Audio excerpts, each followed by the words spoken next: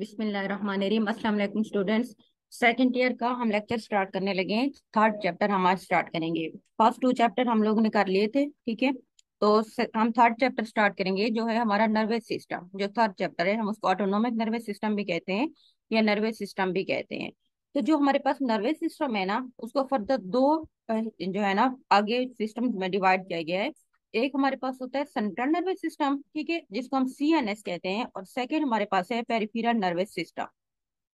जो हमारे पास central nervous system है, ये जो है ना बॉडी का, जो हमारे पास सेंट्रल नर्वस सिस्टम है, ठीक है, और दूसरा पेरिफेरल नर्वस सिस्टम है।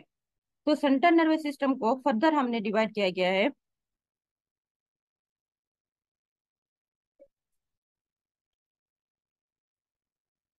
में एक हमारे पास स्पाइनल कॉर्ड है, उसके बाद ब्रेन, उसको दो पार्ट्स में डिवाइड किया गया है। और जो पेरिफेरल नर्वस सिस्टम है ना, उसको हमने मोटर न्यूरॉन्स में और सेंसरी न्यूरॉन्स में, ठीक है, इसको हम फर्दर इसके अंदर डिवाइड किया गया है।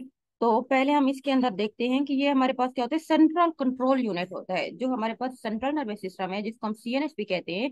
ये बेसिकली हमारे बॉडी के अंदर एक सेंट्रल कंट्रोल यूनिट होता है, जो कि ब्रेन और स्पाइनल कॉर्ड की तमाम एक्टिविटीज को कंट्रोल करता है।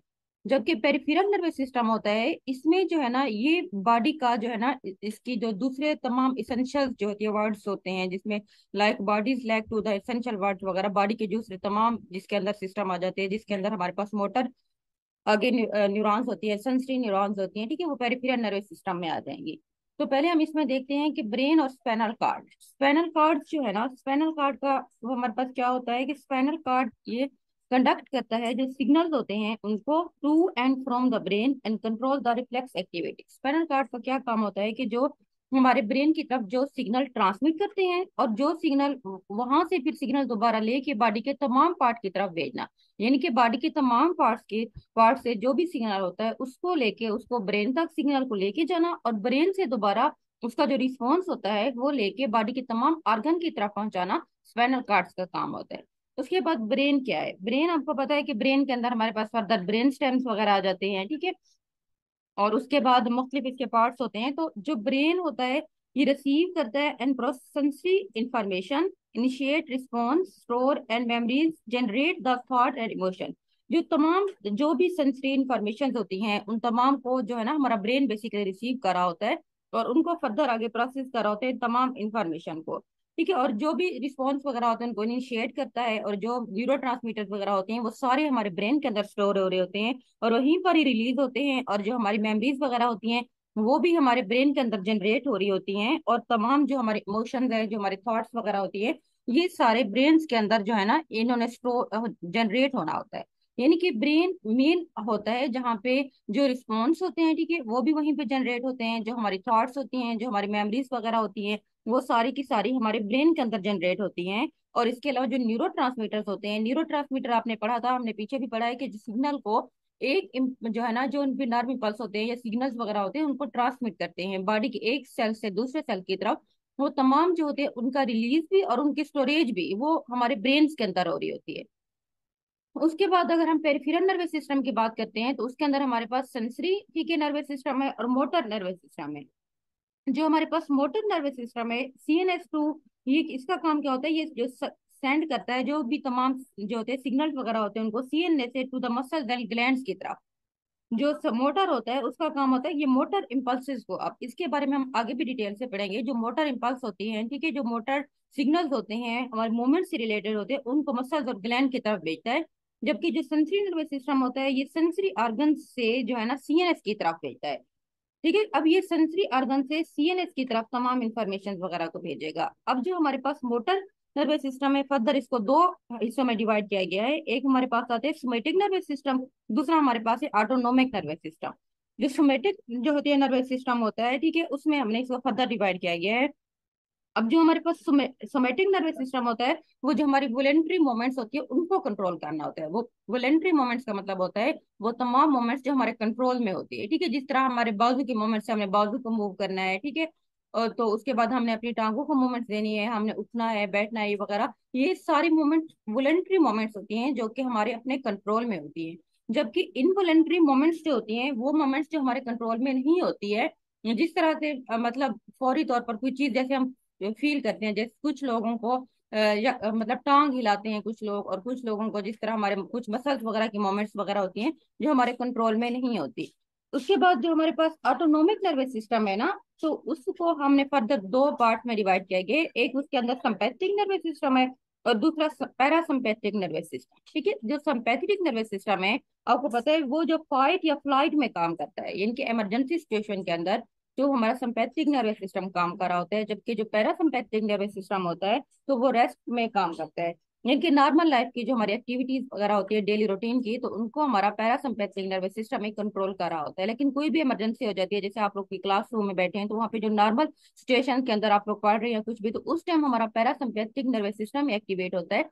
लेकिन अगर कोई इमरजेंसी हो गया ना वहाँ पे किसी भी सूरत के अंदर, तो उस फौरी तौर पर जिस तरह से कोई फर्ज करें कि सर्किट वगैरह से आग लग गई, तो सारे बच्चे फौरी तौर पर बाहर भागेंगे। किसी की हार्ट रेट तेज हो जाती है, किसी का ब्लड प्रेशर वगैरह इंक्रीज हो जाएगा, तो उस टाइम हमारा जो सिंपैथिक नर्वस सिस्टम होता है ना वो एक्टिवेट हो जाता है। तो ये सारी सिम्टम्स बाद में शो होती हैं।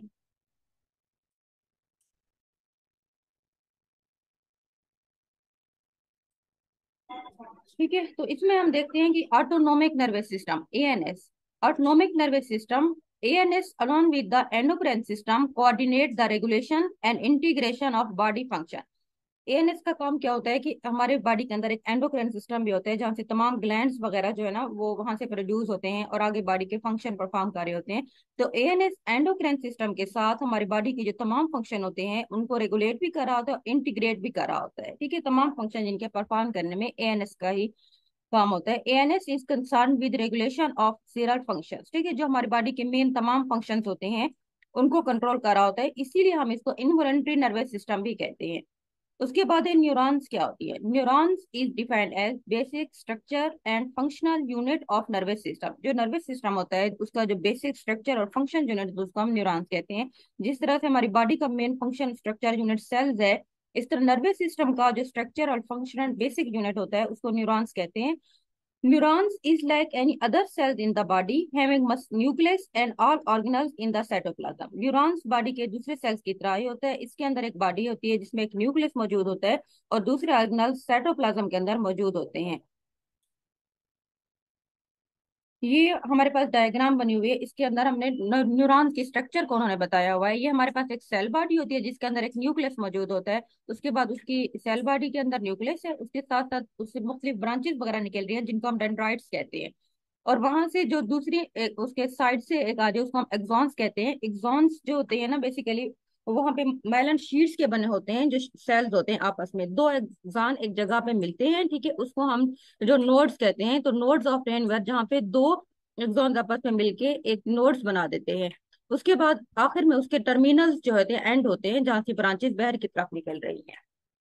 होइवर डिफरेंट, जबकि जो हमारा न्यूरॉन्स होती है ना जो वो दूसरे सेल से दो तरह से मुख्तलिफ होती हैं। वैसे तो ये दूसरे सेल्स की तरह होते हैं, इनमें न्यूक्लियस भी होता है, उसके दूसरे बॉडी के अंदर साइटोप्लाज्म के अंदर अदर ऑर्गेनल्स भी होते हैं। लेकिन ये दूसरे सेल से डिफरेंट है टू वेज के अंदर। एक ये होता है कि न्यूरॉन हैज ब्रांचेस और process called axon and dendrites. जो न्यूरॉन्स के अंदर कुछ ब्रांचेस होती हैं और इसके अलावा उनके कुछ प्रोसेस वगैरह होते हैं जिनको हम डेंड्राइट्स एंड एक्सॉन्स कहते हैं। ये बॉडी के दूसरे सेल्स के अंदर नहीं होते। उसके बाद है neuron does not have centrosomes. ठीक है, सेंट्रोसोम्स नहीं होता इनके अंदर, जो मेन इनके डीएनए आरएनए वगैरह इनके अंदर नहीं होता, जिसकी वजह से it can not undergo division. इसकी फर्दर डिवीजन भी नहीं हो सकती। इसके अंदर जो डिवीजन के बेसिक यूनिट होते हैं डीएनए आरएनए वगैरह वो इनमें नहीं होते। उसके बाद है classification of nerve cells on the basis of function. अब हम इसकी क्लासिफिकेशन करें on the basis of function, nerve cells are classified into two types. एक हमारे पास है मोटर न्यूरॉन्स जिसको हम इफरेंट न्यूरॉन्स भी कहते हैं। सेकंड हमारे पास है सेंसरी न्यूरॉन्स जिनको हम एफरेंट न्यूरॉन्स भी कहते हैं। पहले हम देखते हैं कि मोटर न्यूरॉन्स कौन सी होती हैं जिसको हम इफरेंट न्यूरॉन्स भी कहते हैं। Neurons which carry the motor impulses from central nervous system to peripheral effector organs like muscles gland and blood vessels. ठीक है, अब मोटर न्यूरॉन्स क्या होती है? वो न्यूरॉन्स जो कि मोटर इम्पल्सेस होते हैं, जो भी मोटर सिग्नल्स होते हैं, इम्पल्स से आप सिग्नल भी ले सकते हैं। जो तमाम मोटर इम्पल्स से मोटर सिग्नल होते हैं उनको हमारे सेंट्रल नर्वस सिस्टम से दूसरे पेरिफेरल इफेक्टर ऑर्गन जैसे कि हमारे मसल की तरफ, ग्लैंड्स या ब्लड वेसल्स की तरफ लेके जाते हैं, उनको हम मोटर न्यूरॉन्स कहते हैं। क्योंकि मेन जो सिग्नल्स वगैरह होते हैं ना उनको अब सीएनएस के अंदर ही जो तमाम काम हो रहे होते हैं ना मूवमेंट्स वगैरह के, इनके मेन ब्रेन और स्पाइनल कॉर्ड वगैरह वहां पे होते हैं ना, तो वहां पे जो भी मतलब इम्पल्स वगैरह पहले तो वहां पे जाता है ना, तो उसके बाद वो रिस्पॉन्स प्रोड्यूस करता है, उस रिस्पॉन्स को दोबारा पेरिफेरल ऑर्गन, मसल्स, ग्लैंड और ब्लड वेसल की तरफ लेके आते हैं, और उसके अकॉर्डिंग ये अपने फंक्शन परफॉर्म करते हैं। तो ये इम्पल्स जो कि सेंट्रल नर्वस सिस्टम से पेरिफेरल ऑर्गन की तरफ जो लेके आते हैं, उन न्यूरॉन्स को हम मोटर न्यूरॉन्स कहते हैं। मोटर न्यूरॉन्स को हम इफरेंट नर्व सेल्स भी कहते हैं।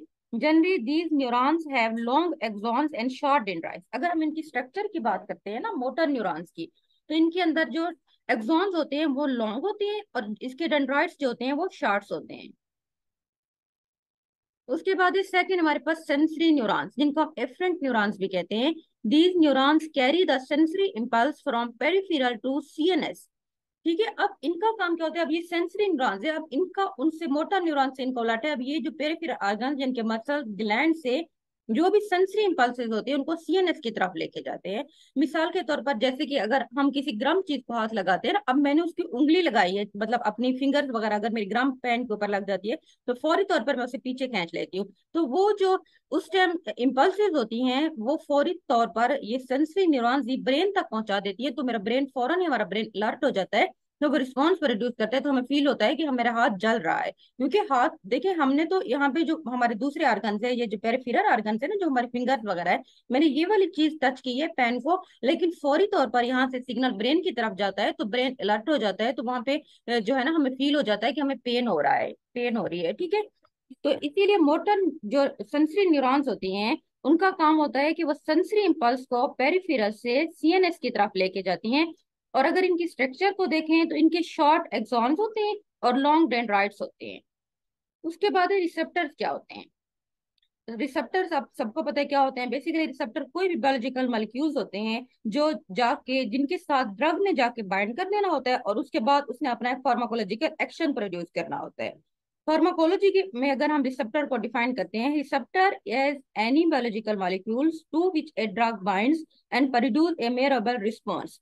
रिसेप्टर क्या होता है, कोई भी बायोलॉजिकल मॉलिक्यूल्स होता है, ठीक है, हमारी बॉडी के अंदर भी हो सकता है।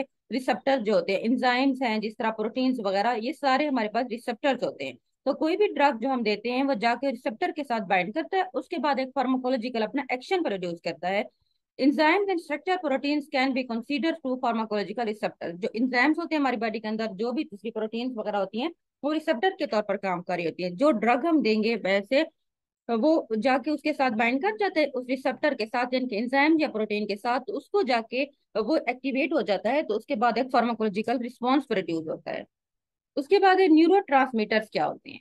Neurotransmitter is a chemical substance that act as mediator for the transmission of nerve impulses from one neurons to another neurons through a synapses।